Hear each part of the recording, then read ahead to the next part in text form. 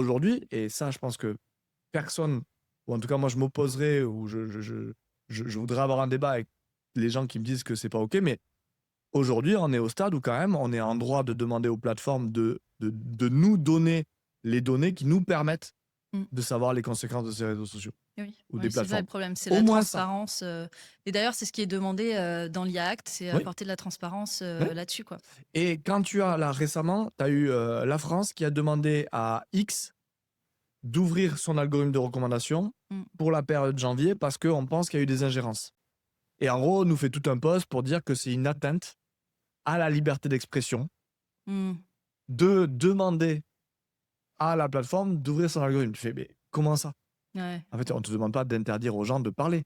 On te ouais. demande de toi être transparent sur les logiques qui, toi, motivent l'amplification de certains messages. Mmh. Et ça, c'est un vrai truc où il faut la différence entre liberté d'expression, dans la liberté d'expression de moi qui a envie de tweeter tout et n'importe quoi, et le droit à l'amplification des grandes plateformes au détriment de n'importe quelle conséquence.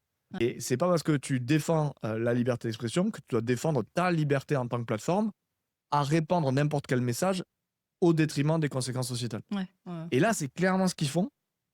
Et du coup, c'est sur ces conséquences-là, il faudrait qu'on arrive à politiquement réclamer l'ouverture au moins aux chercheurs Mmh. supposés, analyser les conséquences, parce que sinon, on tombe quand même dans.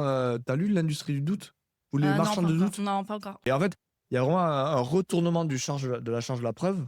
Mmh.